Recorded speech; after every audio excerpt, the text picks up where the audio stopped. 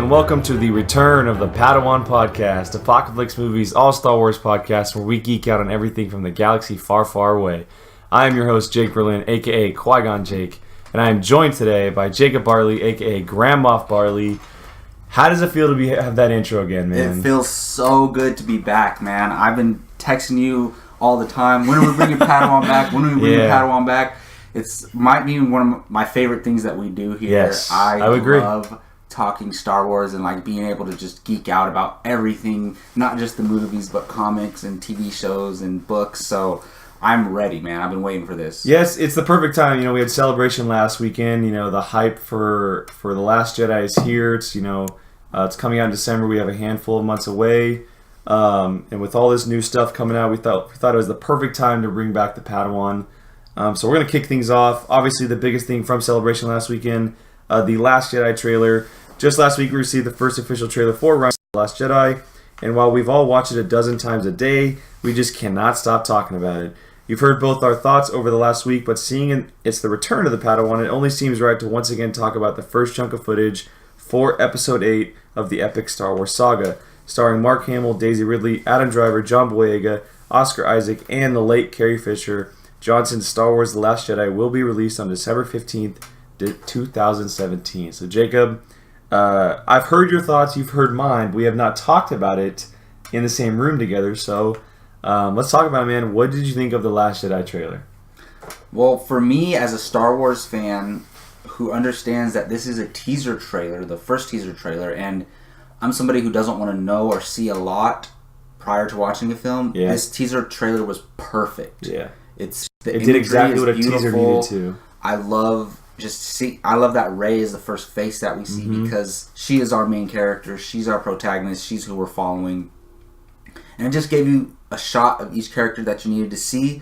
The only character that I'm wondering why they didn't show is General Hux. And I know he's not a big character. Yeah.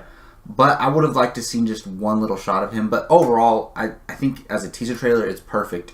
I could understand like a casual Star Wars fan not thinking this trailer is that great, honestly, because it doesn't have that big action, like, oh my goodness moment, or like even like a Kylo lighting the lightsaber in the first trailer moment, or even a Chewie we're home moment. Yeah. We're going to get that in the next trailer for sure. Oh, for sure. But for being a first teaser trailer, I think it did a perfect job. And that moment will be Luke igniting his lightsaber. Oh yeah, I think it'll be. We'll see, and hopefully it's a green saber. But I totally echo your thoughts, and I think that while people or a lot of casual Star Wars fans are like, oh yeah, it wasn't a great trailer, and yes, it was mysterious. There's still a lot to take away from this trailer, and you know, doing what we do and kind of going by it frame by frame and kind of just dissecting it. There's still a ton there, but it did exactly what a teaser was supposed to, and it intrigued us. You know, it had, like you had said, fantastic imagery of. You know, shots, whether it was Skellig Michael Island, which is Octo in the universe, or Kylo in his saber, or the flashback scene of the Jedi Temple. Some really, really cool shots from Rian Johnson. And obviously the dialogue, you know, is kicked off with Luke saying breathe, and then ending with saying the Jedi must end. I mean, there's all kinds of stuff in this trailer you can take away and be like, wow, very strong start for this movie. It definitely gave off the vibe of, hey, Rian Johnson is making an extremely different Star Wars movie. Nothing we've seen in the universe before. It'll definitely be similar to The Empire Strikes Back in its tone, but I'm expecting a movie that is going to break our hearts more than anything we've seen before in multiple different ways. Really? So.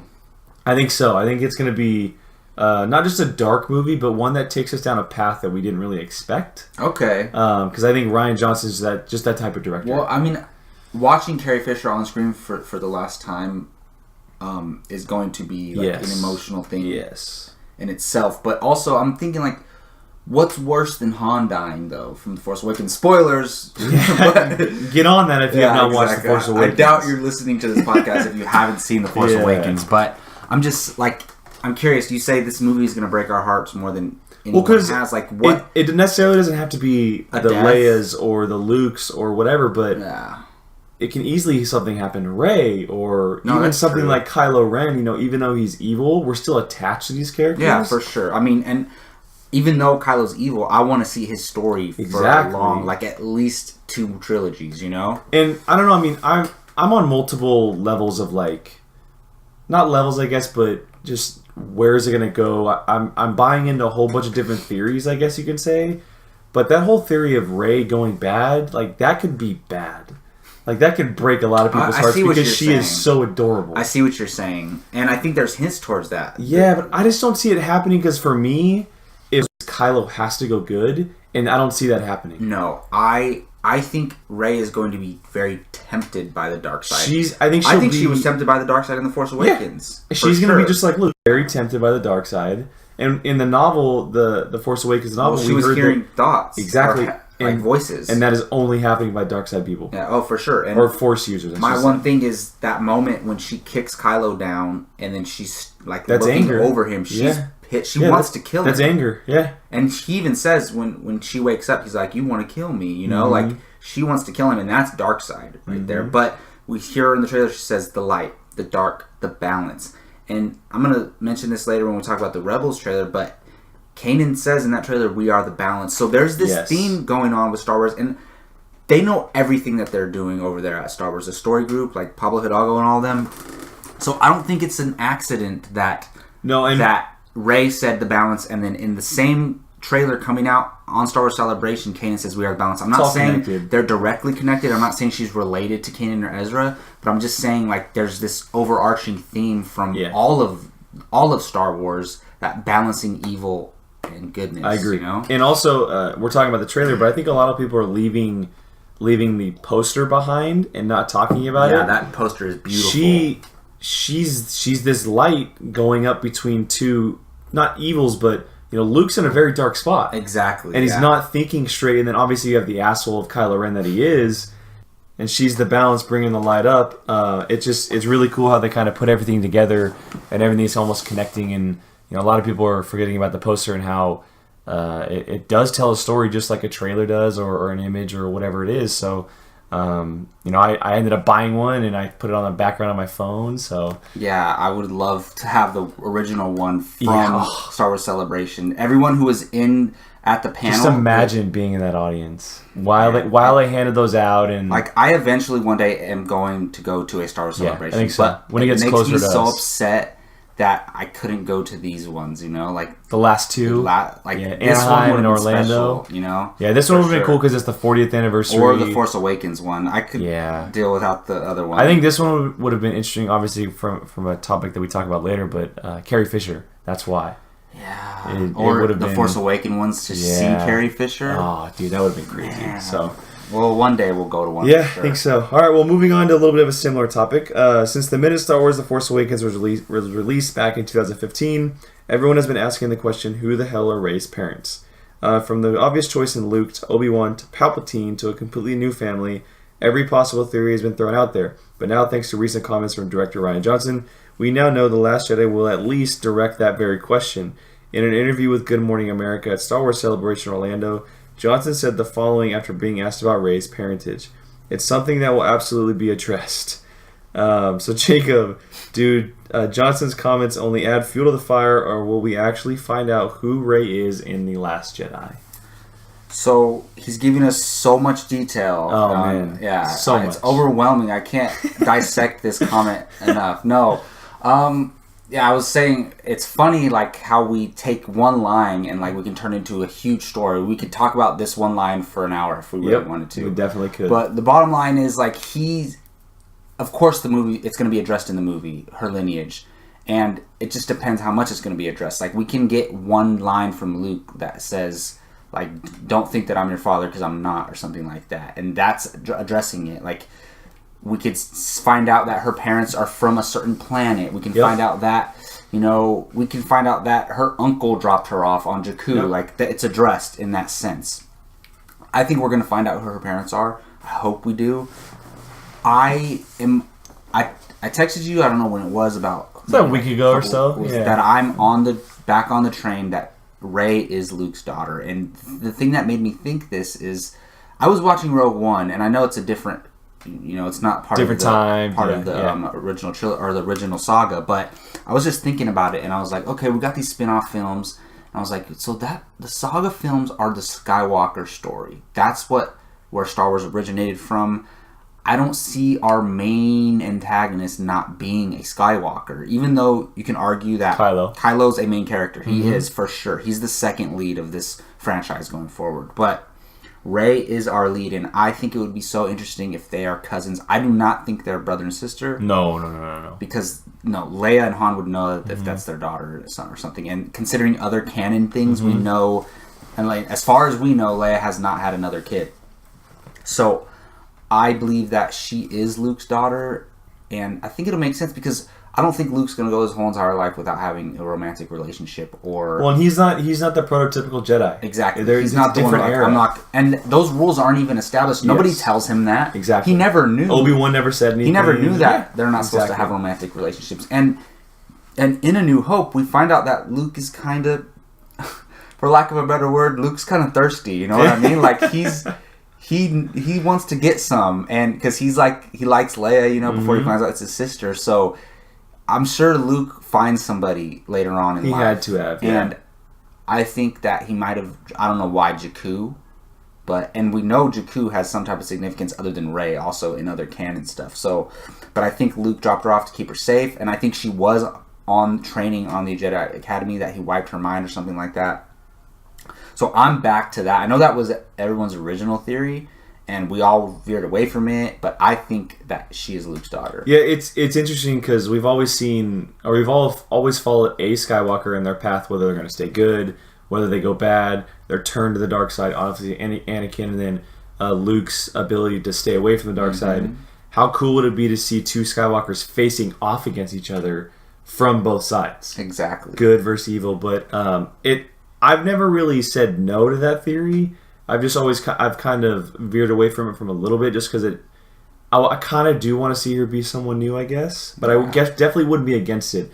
But there has been a theory thrown out there lately, the most recent one, and shout out to my buddy Brian for bringing it to me. But what if she is the daughter of two of Luke's Padawans from the Jedi Academy, and she was a survivor, and Luke hid her away because she may have been, maybe he found out or had the feeling that Kylo was getting, enticed by the dark side, and he decided to make her the heir to his Jedi Academy because of this family.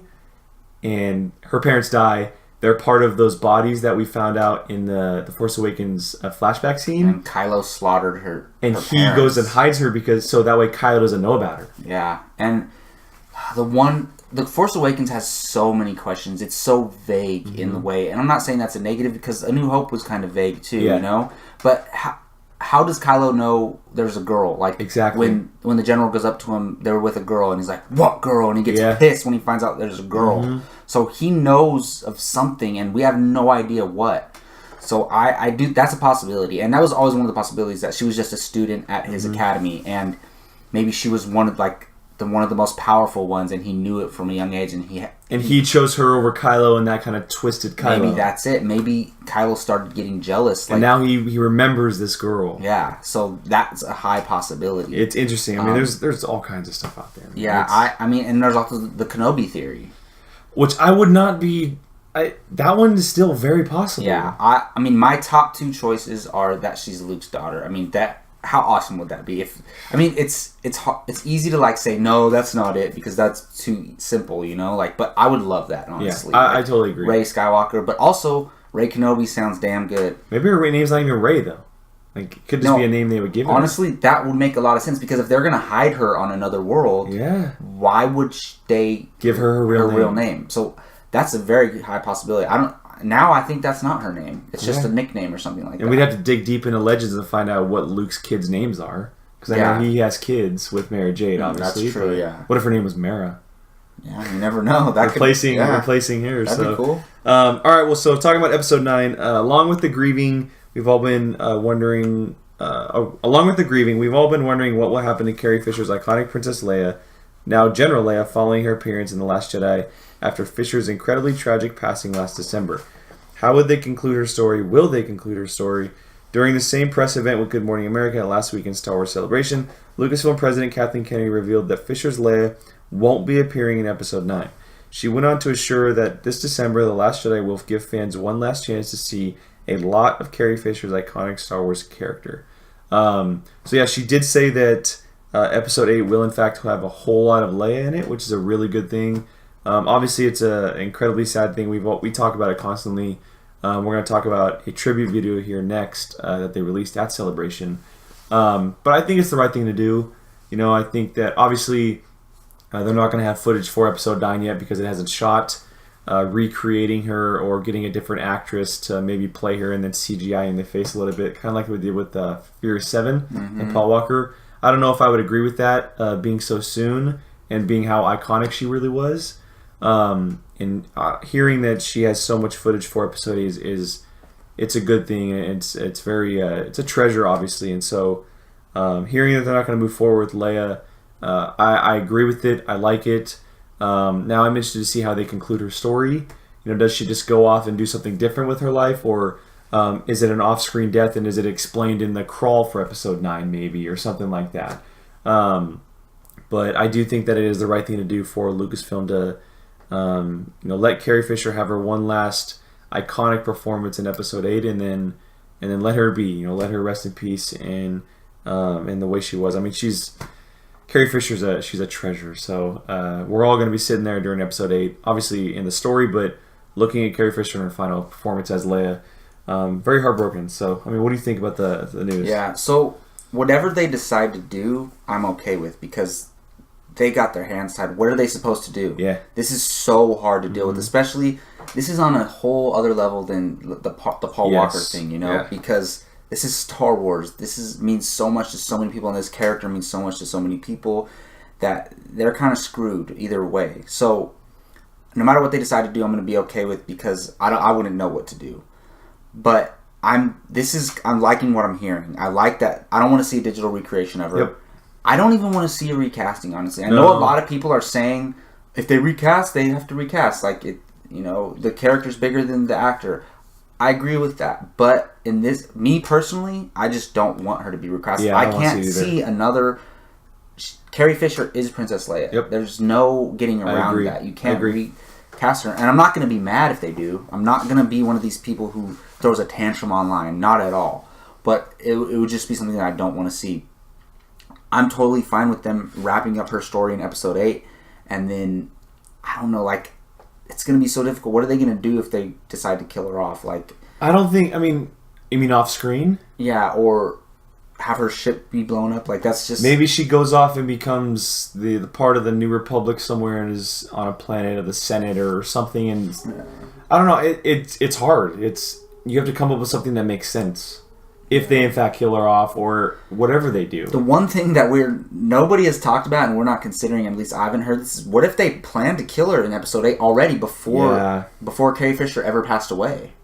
We don't know. That could be a possibility, and they already shot that scene. It'd be so hard to see her actually die on screen after her dying. Yeah, I know. So I have a feeling even if they had that plan, they might change that. Yeah, I think they would. But I don't think that they had that plan, because there's no way they're killing Han in one movie and then Leia in the next movie. And then maybe Luke in Episode 9. There's no way they're going to do that. So I don't think that's the case. I have to forgive whatever they do, no matter what it is. It's not going to be easy to accept, but I think it's going to be, like you said, she's going to go off-world. She's going to go do her own thing, something very important that she has to go on that's separate from Rey and Luke, And then in Episode 9 crawl, we're going to find out what happened, where she went, or what happened. Yeah, maybe it's an off-screen death, or she's running the New Republic on a new... Because the Hosnian Prime was destroyed in The Force Awakens. Someone needs to rebuild. Yeah, exactly. And maybe that falls on Leia. For sure, yeah. All right, we'll continue with Carrie Fisher, and we mentioned the tribute video, but sticking with the topic, the opening day of Star Wars Celebration last weekend was kicked off with the 40th anniversary panel, and while the entire panel held a number of exciting moments, the highlight of them all was a touching tribute video to Fisher and her time in the galaxy far, far away, showing footage from her in the beginning of Star Wars all the way through The Last Jedi. It once again reminding us as to why Carrie Fisher and her iconic character holds such a special place in our hearts. This video was released last Thursday during Celebration. I think it was towards the end of the panel, if I'm not mistaken. Her daughter Billie Lourd came up and did a very touching, almost monologue to Carrie Fisher, and she also read one of her famous lines from A New Hope. And they really revealed the video. Both Jacob and I watched it live while we were watching Star Wars Celebration. If you haven't checked it out, I highly recommend going and checking it out. But it's such a cool video. You know, they kind of wrapped up all her footage from all 4 movies that she was a part of. Actually, 5, because there was a little bit of Last Jedi footage in there as well. It was both on-screen, off-screen, the fun her and the cast had, you know, during press and everything. And it just shows the true character that she was and how wonderful of a person Carrie Fisher was. You know, how much fun she had, you know, how smart she was, the intelligence, and why she is who she is in the part of Star Wars, and why fans love her so much. I obviously teared up a little bit because of just how much she means to me, and I'm sure Jacob's going to say the same thing. But yeah, if you have not checked this out, go check it out. It's up on our site. It's all over YouTube. It's about 4 minutes long, and it gives us a great send off for Carrie Fisher before we see her in Episode 8. We get to see her as her true self, and I love that very last scene when she's up on the podium talking about talking to George Lucas and how she slept with someone. If it wasn't the right person, who the hell were you, or whatever it was. And that's just who she was. And it's very sad to see her pass, but this video it brings everything together, and it's a good wrap up. So I mean, what did you think of the video? It was perfect. It was spot on. I watched it live during the panel, and I didn't tear. I wanted to, but I got the chills, man. Yeah. I got the goosebumps. So it really got to me, and I thought it was done perfectly. I love how they showed her at different ages, and just that smile. Oh my God, when she was younger, she just had so much joy for life, and you could see that in her, no matter what age she was. And this was absolutely beautiful, this tribute, and I couldn't have asked for a better one. It kind of just captured who she is and what she's meant to Star Wars, and I love seeing her daughter up there. That was really cool. I love that her daughter is a part of Star Wars. Yeah, I was just thinking about that. It's crazy that her daughter's in The Force Awakens, and I don't think she's a trained actress, so we're never going to see her have a bigger role, but she could always be in the background. Yeah. And that's always going to be a cool tribute. You can have her there for a while. Maybe she takes some acting lessons, and her general character can become a more significant part of whatever the resistance government is, and that's always a possibility, and that's a way for her to stick, Carrie Fisher, to live on through her daughter in Star Wars. And the thing is, it's not like Carrie Fisher died and then they put her daughter in a Star Wars movie. Her daughter was already in the Star Wars movie, and it'd be natural. So that would be really cool. And but this tribute overall, I really liked it. Yeah, it was a great way to kind of kick off Celebration, being the 40th anniversary. She's always a big presence. I mean, I remember her at the last Celebration, how big of a presence she was for The Force Awakens, and not seeing her there obviously is incredibly sad, but bringing this video was definitely a nice touch. So moving on to some spin-off news, with Rogue One becoming as much of a hit as it was, it would come to no surprise if Lucasfilm announced a handful of other spin-offs that were on the way. Right now, the young Han Solo spin-off is in the works, which will be released next year, with 2019 all about Episode 9. That leaves the door wide open for a 2020 spin-off. What could it be? What could it be? And no, we do not have a scoop or breaking news on what it is, but we do have news as to when we could know. While speaking with MTV News, Kathleen Kennedy said the following: "I think we're getting close. My hope would be sometime around this summer. I never wanted to predict the creative process because it is its own thing, so we're in the midst of those discussions right now. No other further details were revealed." We've heard about the Boba Fett movie that was supposed to happen with Josh Trank. That was supposed to be in Han Solo's place, which would come out next year, but with all that happened, it was pushed back. We do not know if that is still in the works, but hearing that we could know about a new spinoff this summer is exciting. It also makes sense. It's only 2.5 years away from its release date, actually maybe even close to 2 now. So I don't know. I mean, it makes complete sense that it would be this summer. I have no idea what it is. I know the Obi-Wan theory has been thrown around a lot. I think that's getting closer. We've seen Ewan McGregor around talking Star Wars. He was on Celebration, which kind of perplexed people a little bit. But I think Obi-Wan is close. He's kind of getting a tie into Rebels now. They're kind of bringing the fold back into Obi-Wan. So that's a huge possibility. I wouldn't be surprised if it's Boba Fett as well, because those plans were kind of already in the works. And also the idea of just bringing a whole new thing in, because they did Rogue One, which was completely different. Han Solo's new. Maybe the next one's going to be completely different, and they go back to something that we've known before. So that's always a possibility. But either way, I'm excited for the spin-offs after Rogue One because it was fun. It was a cool story, a step aside from the original saga films. So I'm excited to hear what it is, but yeah, I just have no idea what it is. So yeah, we've heard rumblings about the Bounty Hunter film with Boba Fett as one of the main characters in the movie.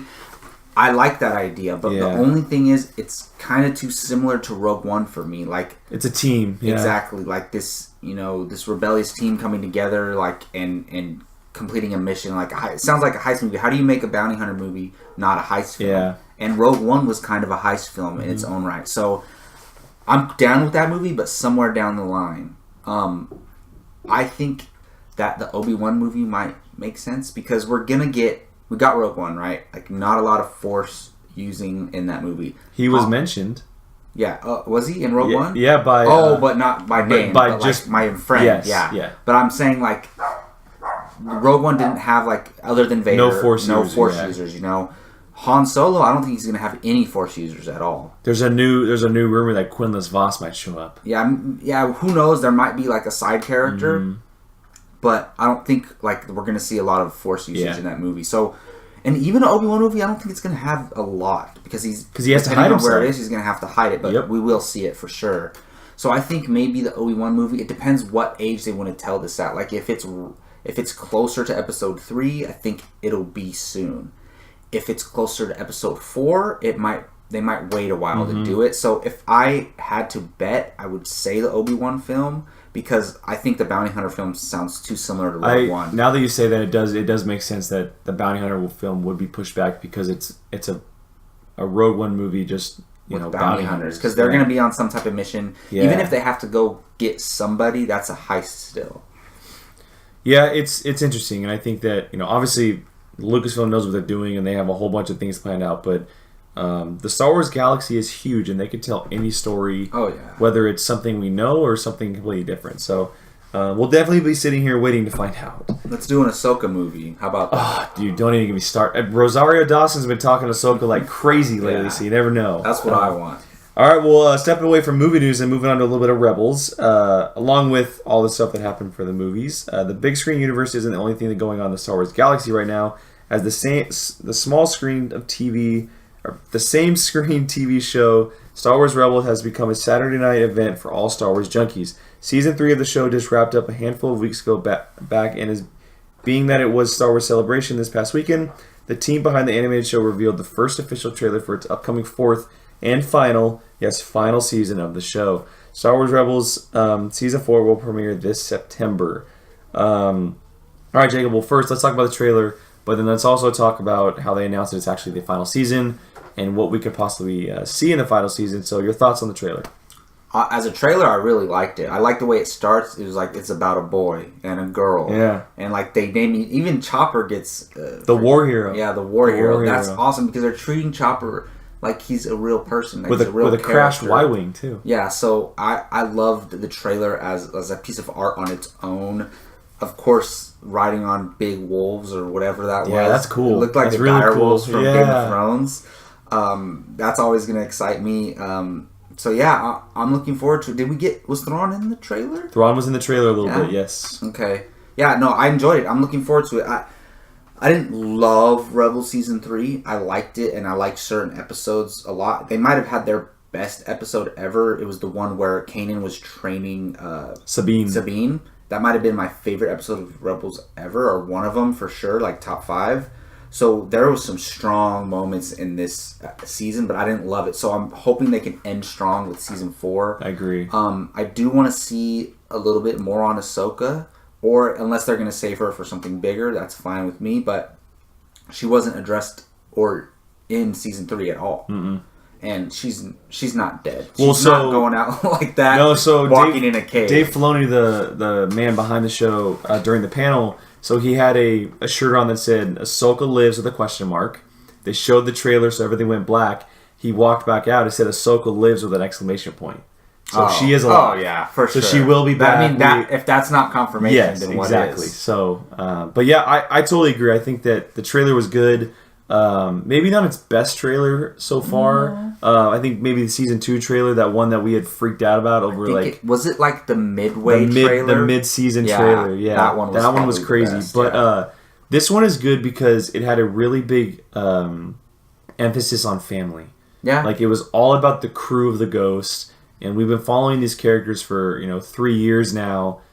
Some of us have read New Dawn, which is even put more backstory on them. But New Dawn is awesome. If you like Rebels and these characters, New Dawn is awesome. So yeah, I mean it's a really cool trailer because we've grown with them and we see where they're at, and obviously some things are not going to end well. It looks like from the trailer that season 4 is going to be very dark for our Ghost crew. Not all of them, but I think that most of them. It's not going to end well, and I think it's going to almost be like a Rogue One situation because where are they in the original movies? Like, it's getting so close to not just Rogue One. Yeah, and they're so involved with Mon Mothma and the rebellion and all that. Exactly. So if most of them aren't going to die, my only guess is, so one of the alternative endings to Rogue One that they were considering was that they were all going to be frozen in carbonite or something like that. Did you hear about that? No. Yeah, so there was like 2 or 3 different endings that were thrown around, and I heard about this on Collider Jedi Council. They were talking about it, and one of them was that they all kill themselves because they have the plans or whatever. Or wait, no, they gave the plans off. Yeah, so they commit suicide, and they were like, that's too dark. And then one of them was Vader slaughters all of them, which would have been awesome, but that's kind of too dark. And then one of them was that they get frozen. I don't know if it was carbonite, but somehow they reserve their bodies and they've just been floating in space all this time. So if they were considering that for Rogue One, because if they did that somehow, and then in Episode 8 they find the ship, Jyn Erso, exactly. Then you got Jyn and Rey working together. Oh my god! That would have been cool, but that's never going to happen. But what if that happens with the Ghost crew? You never know. But I can't see it where Hera survives, and she's not a big part of the rebellion. Well, so they already confirmed that Hera, she survives Rebels, she survives Rogue One, really, and she's a part of the rebellion all the way through to the Return of the Jedi. It's been confirmed. Really? So she, as of right now, we know that she works all the way through the original trilogy. She's somewhere involved in the rebellion. And how long do Twi'leks live? We don't know exactly. So, let's see Hera in Episode 9. Yeah, that would be crazy. But yeah, I think, I don't know. I mean, out of the Ghost crew, I don't see Sabine dying because I think she's going to go back to Mandalore and be a big part of the Mandalorians there because that's kind of what Season 3 hinted at a little bit towards the end. And she has the Darksaber now, and she looks like she's using it like crazy. That makes me think that Sabine could still be out there. Because we don't have to hear about what the Mandalores are doing in the original trilogy. We only see the symbols in the movies. Yeah. We've never actually heard the name the Mandalorians in the movies. And the Mandalorians aren't dead as a people by then, so we could totally see her come back. But she would be a lot older if she's still living. The big question, obviously, is Ezra and Kanan. They're Jedi. Where are they in A New Hope and everything? So it may spell bad for both of them. I mean, you have the theory about Ezra. That's the thing, because the Force users are the ones where, I could see them dying because it makes sense. But also, I could see them, going, under the radar and just working behind the scenes. And I told you for a long time, I think Benicio del Toro is Ezra Bridger. I would not be against that at all, because it would be a cool tie-in. They already said that Rebel Season 4 is not going to do the Rogue One Scarif thing. They're not going to touch on it, so maybe tying it all together with Episode 8 and bringing Ezra in as Benicio del Toro, that'd be really cool. Yeah, I think it would be for sure. And I do think he'd be, working for his own good, but also maybe working with Snoke in some way. By the way, Billy Lord's character is Lieutenant Connix. I looked it up. Okay, cool. Connix, Connix. Yeah, she works with, I think in the movie she was working with a big giant blue droid. Yeah. In the background. She has a line too. I forget what her line is, but she has a line. Alright, well, anything else on Rebels before we get to some Battlefront? No, I mean I liked the trailer a lot, and I'm excited for Season 4, and this makes sense that they're ending it with Season 4. You can't drag it on past Rogue One. Well, I think they already have giant plans for what to tell next. And I think it's going to be something after Return of the Jedi, because there's that giant 30-year gap.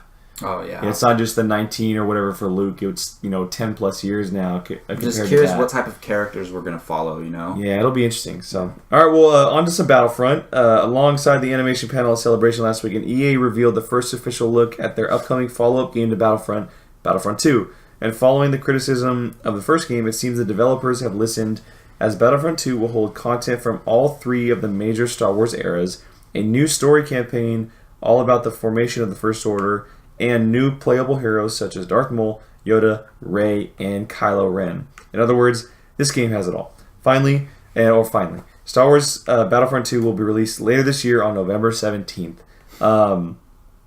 So this I know you don't play games as much, maybe as much as I do, but this Battlefront trailer is awesome. It's just the way they kind of go about it with telling from the Empire's view. The one shot that always catches my eyes when the Death Star blows up, the second Death Star. Shot. It's such a fantastic and it's look. so cool because it's like, what does that team do after exactly. that? So just a little story on the backstory on the story of the campaign. It connects to the novel Inferno Squad, and it's gonna follow. They're basically a Black Ops crew in the Empire, and they're gonna follow. It's gonna follow them and the woman character. She's the leader. And then you get to throw in some Luke and Kylo Ren and stuff. That's so cool to think that they were on Endor when Han and Leia were like leading that attack. And we heard about the Death Troopers in Rogue One and how badass they were. Just imagine how kick-ass these people are going to be. Yeah. So yeah, the trailer's really cool. There's some really cool shots. It spans over eras, and you get to see Yoda versus Darth Maul in the trailer. Awesome. Kylo Ren looks absolutely vicious at the very end of it. A little bit of Luke and his little smirk, like, "Who are these people? I'm gonna kick your ass." So yeah, I'm all in on Battlefront 2, and the most thing I'm stoked about is the story. That was my biggest gripe about the first Battlefront. Yeah, it had no story campaign. Yeah, it's hard though with the canon thing. It's exactly, and I can only play multiplayer so much, so I totally understand. But there's 3 game developers working on this game. So it only makes sense that it's kind of this jam-packed with stuff. And I guess it comes from the companies that made Battlefield 1. Which almost makes sense. Yeah. So, what did you think about the trailer? So I'm not a gamer per se, but if anything Star Wars, I'm consuming up. Like, so I got a PS4. I got Battlefront. I like Battlefront. It's fun. As a Star Wars fan, look, as a Star Wars fan, how can you complain? As a video game fan, you can complain. As a Star Wars fan, how cool is it to like fly the X-Wings and go on the missions and play as Vader and Luke and Boba Fett? It's so much fun. But I can understand, like, judging it as the quality of the game, it's not that great because it's just repetitive. You keep doing the same thing. After you play all the things, it's just over and over again. There's nothing new. So for this as a video game trailer, it looks awesome. I cannot wait. I'm buying this as soon as I can. I'm going to pre-order.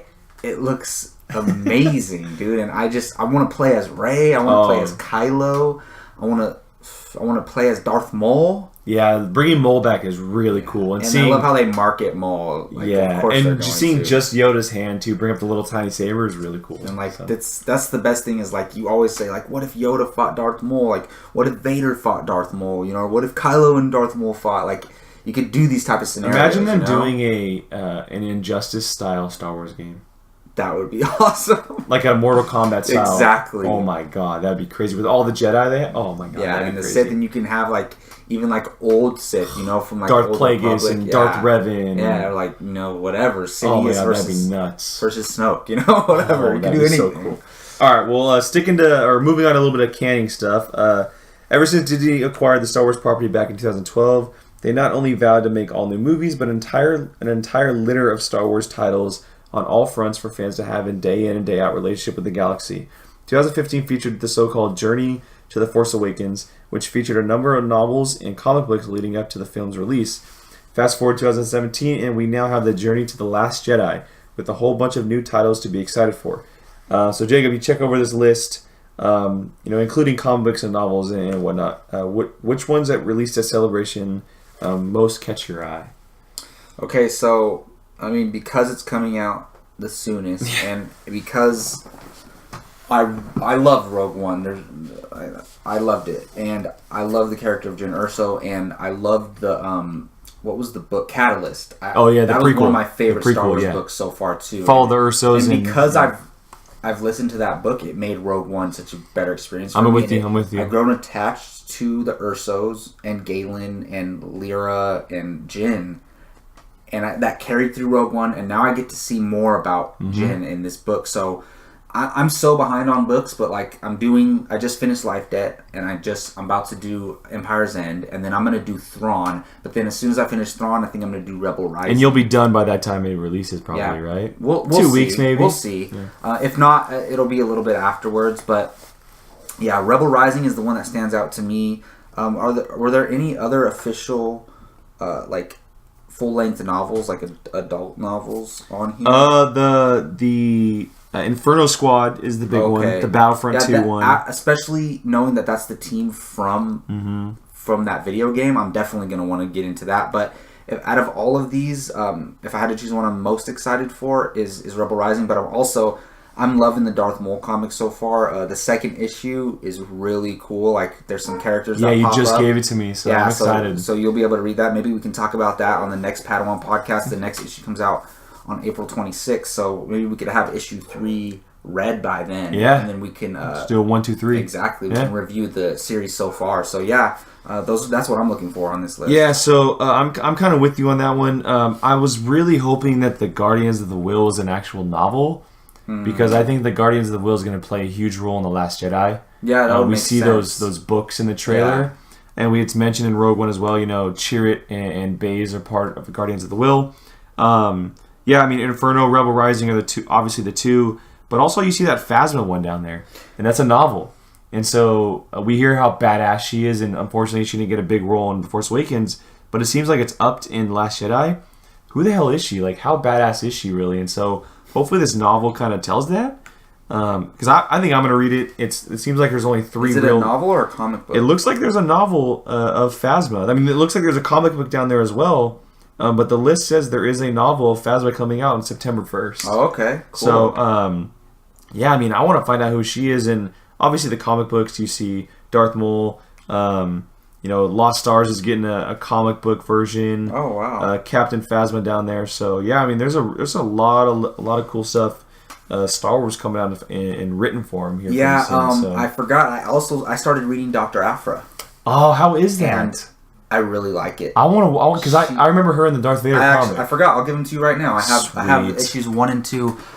I like her a lot. She's something so different in the Star Wars world, and like she's not bad or good. She's working for herself. Yeah. So it's a very interesting story, and there's some stuff with her and her father, and then I don't know if you heard, but some of her partners are I think it's that Wookiee who's hunting down Obi-Wan in the Star Wars. And the bad droids, book. Right? And then the 2 evil droids. C-3PO of R2. They're kind of scary, dude. There's like a little horror element to those That's droids. Awesome. So I'm digging it, and I'm going to like continue reading Dr. Aphra for sure, because that's the great thing about all the Star Wars canon stuff is, I was thinking about it the other day, like I wouldn't be so invested if it wasn't canon. Like if they were putting out all these books and it was just otherworldly, or like just as how the Marvel comics are not connected to the Marvel movies directly. So I wouldn't be as into it, but that it's all canon, I want to eat it all up. I would literally read everything if I had the time and money. Totally agree. But I just have to pick and choose, like buy the first issue, see what I like. But Dr. Aphra is definitely one to look forward to. That's awesome. I'm stoked to read it. I do want to read the new Darth Vader comic, but I got to catch up on the old one. It makes me so mad because like the Darth Vader #1 is like so valuable now, the issue, and that's why I love collecting comics, because you never know when you're gonna buy that first issue and it's gonna end up being something really valuable, and that one's like selling for at least $40 at the comic book store. Wow, that's crazy. All right, well that's gonna wrap up our return to the Padawan Podcast. I mean, we talked a lot about Star Wars today.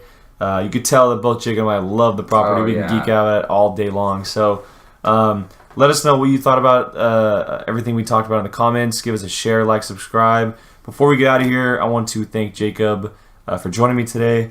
Let them know where they can find you online, man. You can find me on Twitter at @JacobBarley_. And yeah, we're going to try to do this at least a couple times a month, bi-weekly, maybe probably monthly. bi-weekly, yeah. We're going to figure that out. But yeah, Star Wars is going to start to pick up a lot more, I think, with all this canon. There's always stuff to talk about with all this canon stuff. Well, we got some side things too. We got the Padawan Podcast, but we also created the Padawan Anthology. Yeah, so and then we review Canon Connections as well. Yeah, so a lot of Star Wars stuff going on. Yeah. We're geeks over here. So yeah, you can find me, Jake Berlin, on Twitter and Instagram at Qui-Gon Jake.